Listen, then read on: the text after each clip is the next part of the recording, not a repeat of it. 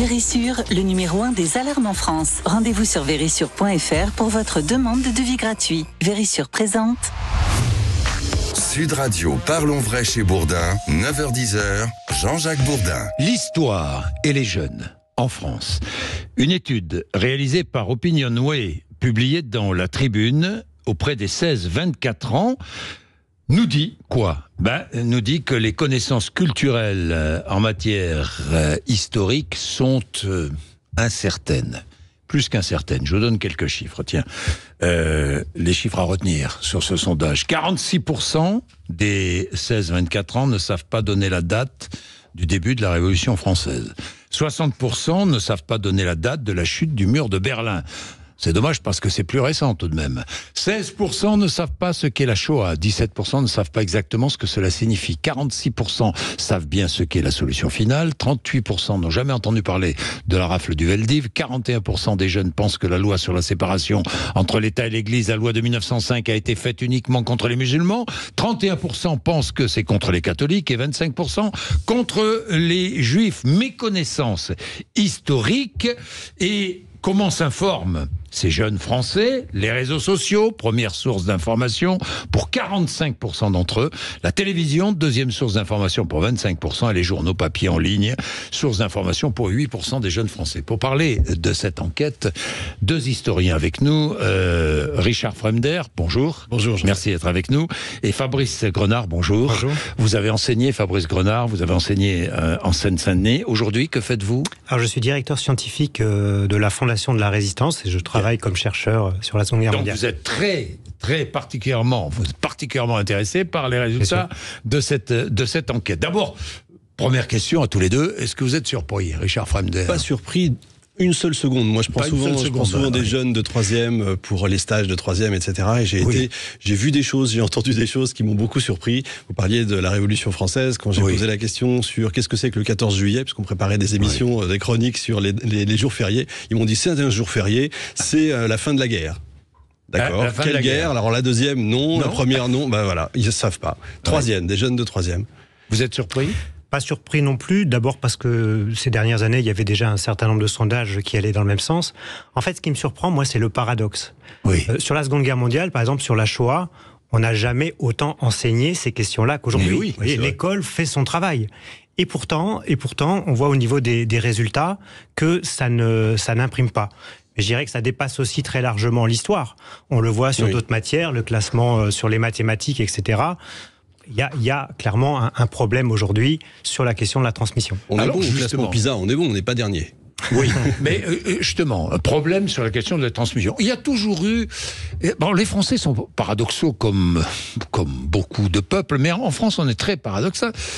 On est souvent très passionné par l'histoire, mais en même temps, la culture historique est souvent un peu incertaine. Moi, je me souviens, même à mon époque, elle était un peu incertaine, la culture historique.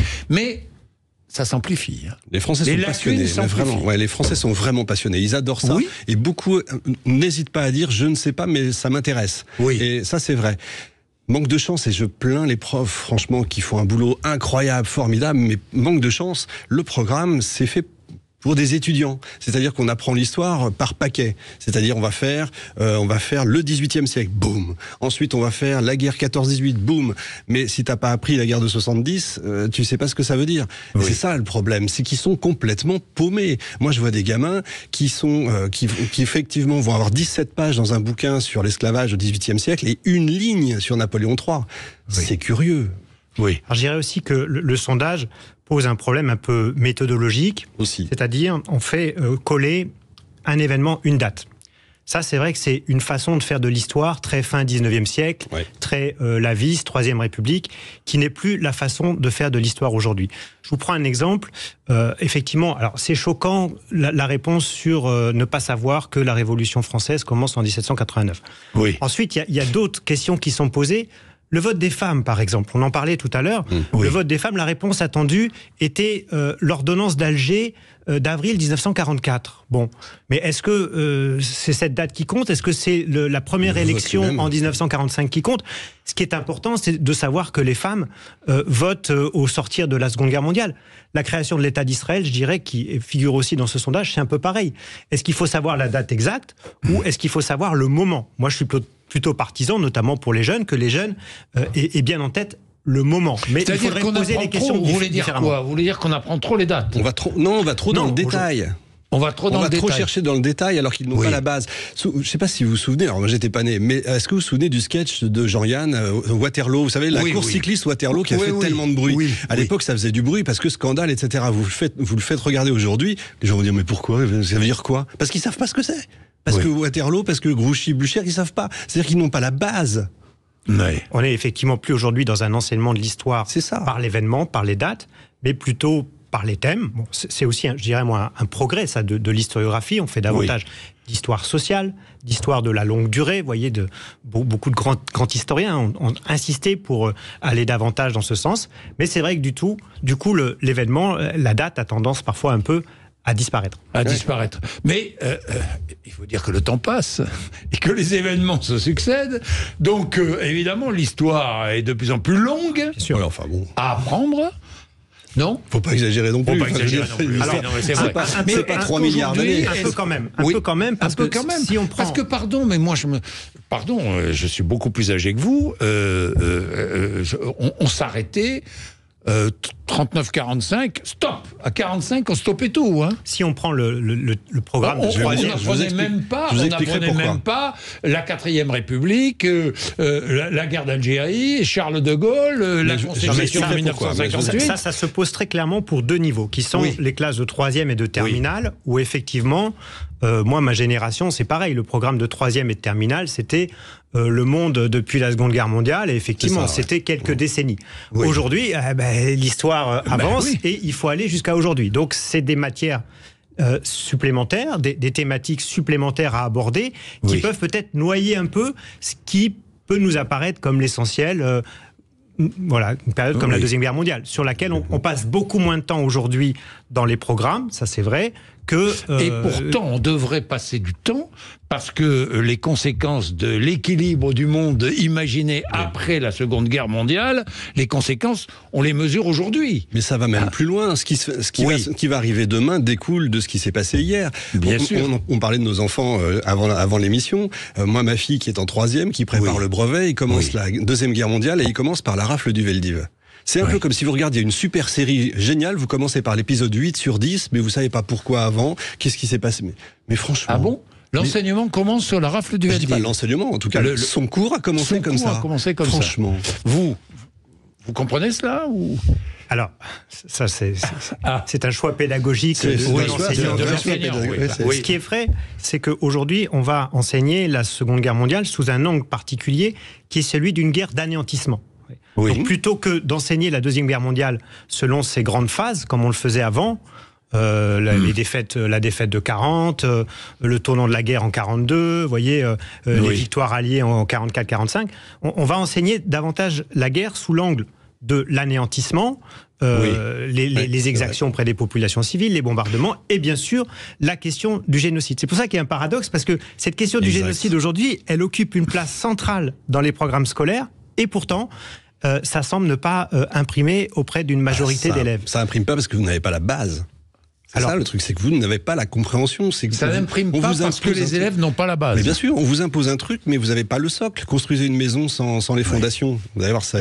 Et je pense là-dessus que le sondage donne lui-même les réponses. Parce que ce sondage, il est aussi très intéressant sur un certain nombre d'explications. Moi, il y a 2 choses qui m'ont interpellé. D'abord, sur la question de la Shoah.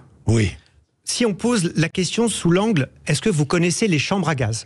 Là, 90% des jeunes disent oui. Si on pose la question, vous connaissez la solution finale ou la Shoah ? Là, on voit qu'on est sur 50 ou 60%. Pourquoi ? Parce qu'on a un problème d'appauvrissement aujourd'hui du vocabulaire. Tout simplement. Appauvrissement du vocabulaire. Deuxième clé. Les élèves, enfin les jeunes aujourd'hui, qui ont une habitude de lecture régulière, c'est-à-dire qui lisent 3 livres en moyenne par mois, ceux-là, à 90%, ils savent ce que c'est que la Shoah. Ceux qui ne lisent pas, ils ne le savent pas. Donc on voit bien que le problème, il dépasse très largement l'école. Le problème, c'est pas l'école. C'est un problème beaucoup plus général d'accès à la connaissance, de la place de la culture générale aujourd'hui, et surtout du fait, effectivement, que les jeunes passent plus de temps, là aussi le sondage le montre, sur les réseaux, sur d'autres sources d'informations qu'à apprendre les cours dispensés à l'école. Bien sûr. Bien, il est 9h42. Nous poursuivons ce débat juste après ce moment de pub, parce que c'est vraiment passionnant. Puis, ça pose de multiples questions. D'ailleurs, non, j'y reviendrai. C'est vrai, puisqu'on parlait de la Seconde Guerre mondiale, de la Shoah, c'est vrai, les années 30 sont peu apprises. Peu apprises. Et pourtant, c'est si important. Mais sinon, on ne comprend pas. On y revient. Vérissure, le numéro 1 des alarmes en France. Rendez-vous sur vérissure.fr pour votre demande de devis gratuit. Vérissure présente. Sud Radio, parlons vrai chez Bourdin, 9h-10h, Jean-Jacques Bourdin. Bien, il est 9h46. Je vais ouvrir un débat entre nos deux historiens, Richard Fremder qui est avec nous, et puis Fabrice Grenard. Je vais ouvrir un débat. On apprend encore beaucoup l'Antiquité. On apprend beaucoup la période mérovingienne. On apprend beaucoup le Moyen-Âge. Encore si. Mais pardon, on ferait mieux d'apprendre peut-être un peu plus ce qui se passe depuis 1945 et même depuis 1930. Parce que ce qui se passe depuis 1930, ce qui s'est passé entre 30-45 et après 50, il y a eu quand même la création de la Société des Nations, il y a eu les conséquences de la Seconde Guerre mondiale, ça a défini notre monde, ça a écrit, dessiné notre monde d'aujourd'hui, qui bouge maintenant. Donc peut-être que les jeunes on ferait mieux d'apprendre plus l'histoire contemporaine qu'une vieille histoire. Je ne sais pas ce que vous en pensez. Je dirais quand même que Grenard. C'est très largement le cas déjà, parce que on a changé de conception de l'histoire. Il y a un demi-siècle, on considérait que l'histoire, c'était forcément ce qui s'était passé 50 ans avant. Et c'était la conception des historiens dans les années 60-70. Donc à cette époque-là, on n'enseignait même pas la Seconde Guerre mondiale, par exemple, parce qu'on considérait que c'était trop frais, il fallait plus de distance, etc. Aujourd'hui, ce qu'on appelle l'histoire contemporaine, voire l'histoire immédiate, occupe une place très importante dans notre société et dans les programmes scolaires. L'Antiquité, on ne l'étudie qu'un petit peu en sixième, qu'un petit peu en seconde.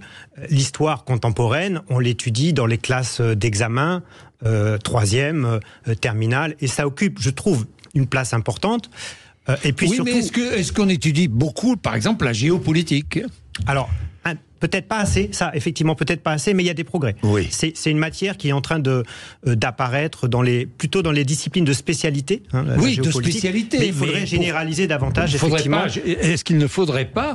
la géographie et l'histoire sont imbriquées. Est-ce qu'il ne faudrait pas, la géopolitique, est-ce qu'il ne faudrait pas développer ces cours-là, cette histoire-là, revoir la façon d'enseigner l'histoire, Richard Fremder? Je peux vous dire, franchement, ça me rend triste, en fait, de vous entendre dire ça, parce que j'ai l'impression que vous me parlez d'un État supranational et que c'est la négation définitive de la nation. On a besoin de comprendre le monde aussi, Richard Fremder. Mais pour comprendre le monde, mais on vient d'où ?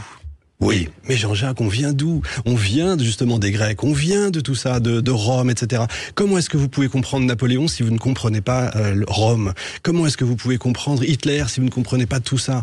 C'est impossible d'imaginer. Là encore, vous faites la même chose, c'est-à-dire que vous amenez un socle, boum, sans fondation. C'est pas possible. Je veux dire, si vous expliquez la Société des Nations sans expliquer comment elle a été créée, pourquoi elle a été créée, par qui elle a été créée, si vous expliquez l'Europe sans expliquer l'Amgoth, si vous expliquez... Enfin, c'est pas possible, vous ne pouvez pas. Vous êtes en train de nier une nation. Qu'est-ce qui fait nation ? Une histoire, une langue, une culture commune. Il n'y a plus d'histoire, il n'y a plus de culture, il n'y a bientôt plus de langue puisqu'on l'attaque tous les jours. Qu'est-ce qui va nous rester si on n'étudie plus notre histoire ? C'est ça qui fait qu'on va vivre ensemble. Au contraire, il faut... J'entendais ça, je ne sais plus qui a dit, il faut réenchanter l'histoire de France, sans revenir à la vis, etc. Il faut lui redonner... Tous ceux qui viennent aujourd'hui dans notre pays, qui ont envie... réenchanter l'histoire de France, c'est-à-dire... Réenchanter l'histoire, c'est-à-dire redonner envie. Cette histoire est extraordinaire, elle est plurimillénaire. Il faut l'expliquer, il faut donner envie aux gens d'être d'être français ou d'être fier de cette histoire. Moi, vous savez, j'ai toujours tendance à dire, il n'y a pas d'heure sombre, d'heure rose, d'heure machin, il y a l'histoire et puis il y a ce qui se fait, et c'est comme ça. Oui. Et on n'a pas à juger, les historiens jugent pas, nous on n'est pas des juges. Hein. Mais il y a une histoire extraordinaire. Oui, mais dites-moi, est-ce que les Français s'intéressent à la vie du monde ou pas? Ils s'intéressent peu à ce qui se passe dans le monde. Je parle les enfants. Je suis pas sûr, ils n'ont jamais été autant généreux, ils n'ont jamais été autant. Non, c'est pas vrai. Oui, je pense aussi qu'on voit bien, il y a une très forte demande sociale à l'égard de l'histoire, le succès des livres d'histoire, des documentaires, des émissions, ça ne s'arrête pas. Après, je reviendrai quand même sur cette question des rapports entre histoire et formation de la nation. Oui. Là, je pense qu'il y a vraiment eu un changement d'approche, parce que effectivement, à la fin de la Troisième République, l'enseignement de l'histoire a été perçu par les républicains comme une façon de créer la nation, une nation républicaine. Mais c'était une histoire caricaturale. C'était le fameux roman national où on apprenait les grands hommes, les grands événements. C'est plus l'histoire telle que on l'a fait et on l'enseigne aujourd'hui. Aujourd'hui, l'histoire est devenue une science, du moins essaie d'être une science, et l'histoire ne doit pas servir à édifier. Si on cherche à faire de l'histoire une matière pour édifier... Pas édifier, je suis d'accord avec vous. Je pense qu'on a tout faux. On n'est pas là pour écrire un récit français. Mais c'est très important parce que on voit bien que... C'est-à-dire manipuler l'histoire... J'ai jamais parlé de manipulation de l'histoire. Non, mais je dis ça parce que... Non, je ne parle pas pour vous, Richard Fremder. Mais parfois, il y a cette tendance à la manipulation de l'histoire pour permettre d'imposer une vue idéologique, politique. Ça, c'est la politique. C'est l'idéologie. C'est important de le rappeler, je vais vous dire pourquoi. Parce qu'on voit bien le contexte dans lequel a été fait ce sondage. Oui. Il y a quelques jours, le président de la République, Emmanuel Macron, a insisté sur la nécessité d'un réarmement civique. Oui. Et on voit bien que son discours porte souvent sur l'histoire. Il faudrait réenseigner l'histoire de façon chronologique. On l'enseigne toujours de façon chronologique. Il faudrait refaire de l'histoire une matière un peu édifiante comme elle avait été sous la Troisième République. Mais là, je pense qu'on se trompe de combat. D'abord, il y a une autre matière pour ça qui permet d'enseigner les valeurs de la France, les valeurs de la République, c'est l'éducation civique et morale, voyez. Vous savez ce que j'entends. L'histoire, c'est une matière qui effectivement permet de comprendre le monde dans lequel on vit, permet de mettre de la complexité dans les choses et permettre aussi d'aborder des événements récents. Je pense à la guerre en Ukraine, je pense au conflit israélo-palestinien, avec la distance et le recul nécessaire. Et ça, on en a absolument besoin pour éviter des réactions épidermiques, vous voyez, comme on en voit souvent. Mais l'histoire ne doit pas édifier. Est-ce que dans les cours de terminale, on parle de la guerre en Ukraine et on explique pourquoi cette guerre existe? Mais si on n'en parle pas. Si vous parlez de la guerre en Ukraine, c'est 5000 ans d'histoire. Oui. Non, mais c'est alors là, vous êtes parti. Je suis d'accord, mais on peut, à partir d'un événement actuel, on peut effectivement travailler sur 5000 ans d'histoire. Alors, vous comprenez ce que je veux dire? C'est une autre approche. Mais je vais vous dire. Oui, ce que je fais toutes les semaines. Évidemment qu'une histoire aussi immédiate que la guerre en Ukraine ne va pas immédiatement arriver dans les programmes. Oui. Mais on parle de la guerre froide, on parle de la Russie comme puissance géopolitique. Le problème aujourd'hui, c'est qu'il y a quelques décennies, quand éclatait une guerre comme la guerre en Ukraine, le premier interlocuteur que des jeunes allaient chercher, c'était le prof d'histoire. Exact. Vous voyez, c'était, on arrive en cours d'histoire et on questionne le prof d'histoire pour essayer d'avoir des clés de compréhension. Aujourd'hui, le prof d'histoire est totalement marginalisé. C'est pas celui que l'on va consulter. On va consulter des réseaux, on va consulter des chaînes d'infos immédiates, mais on n'a pas la même information. C'est ça. Alors, c'est vrai que Maître Gims a certainement plein de talent, mais si c'est lui qui explique la guerre en Ukraine, ça va être compliqué. Oui. J'ai beaucoup de respect. Non, mais je comprends, mais ça veut dire quoi? Ça veut dire que l'élève en classe n'écoute plus son professeur. Vous êtes en train de me dire que sont sursollicités, effectivement. Oui, ça a souvent été, mais même à notre époque. Oui, mais alors là, on parle comme des vieux, c'est horrible, mais où sont les responsabilités? Et que faire contre ça? Qu'est-ce que vous pouvez faire? Que peut faire? D'abord, il faut absolument, vous voyez, plutôt que jouer sur les programmes, qui, moi je pense, font déjà une large place à beaucoup de choses, il faut réhabiliter le métier d'enseignant. Ça passe aussi par ça. pour que, aux yeux des élèves, l'enseignant devienne un interlocuteur en qui on ait confiance. C'est vrai, mais et dont on respecte la parole. Peut-être commencer aussi au plus haut sommet de notre État magnifique. Quand le président dit que la France n'a pas d'histoire ou pas de culture, ça commence mal. C'est difficile pour eux d'arriver derrière en disant, si, on a une histoire. C'est difficile pour certains profs d'histoire d'enseigner des choses quand ils ont, disons les choses, parfois peur. C'est un prof d'histoire qui a quand même été décapité, dans mon souvenir. Bien sûr, et c'est un prof d'histoire qui était cherché, à Arras. Donc c'est pas neutre. Oui. Ça veut dire que l'histoire, quelque part, dérange. Elle a toujours dérangé, puisque l'histoire a toujours été écrite par ceux par les vainqueurs. Donc l'histoire est toujours un tantinet politique. Mais quelque part, oui, il faut refaire tout ça. C'est tout un logiciel, en fait, à reprendre. Et l'école a du boulot, parce c'est vraiment les forces vives de demain. C'est pas nouveau, hein. C'est tout un logiciel qu'il faut reprendre. Oui, c'est évident. Et moi, j'ajouterais même, vous savez, ça ne concerne pas que les jeunes. Oui. Il y a effectivement aujourd'hui une forme de laxisme à l'égard des faits qui est assez répandu.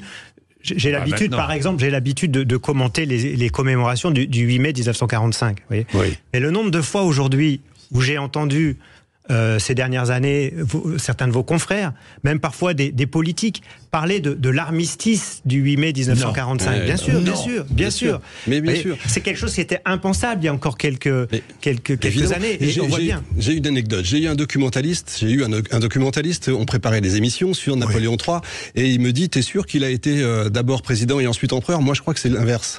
Le gars, il était en doctorat d'histoire. Je lui dis, le gars, il est empereur, donc il a tous les pouvoirs, puis il se dit, tiens, non, je vais me réveiller, et puis je vais devenir président. Ouais. Ah, mais je vais vérifier, me dit-il. Doctorat d'histoire, hein. Bien, merci messieurs. Ça fait froid dans le dos d'entendre ça. Merci messieurs, c'est passionnant. Hein. Ça, je peux vous dire que c'est un sujet passionnant. Merci à toutes et à tous d'avoir partagé cette heure et demie avec nous. Tout de suite, Sud Radio Média, après les infos, Valérie Expert et Gilles Gansman reçoivent le comédien Jérémy Charvet, Léa François et Jérôme Bertin, émission spéciale Plus belle la vie. Il est 9h57. Sud Radio, parlons vrai chez Bourdin, 9h-10h, Jean-Jacques Bourdin. Avec Vérissure, le numéro 1 des alarmes en France. Rendez-vous sur vérissure.fr pour votre demande de devis gratuit.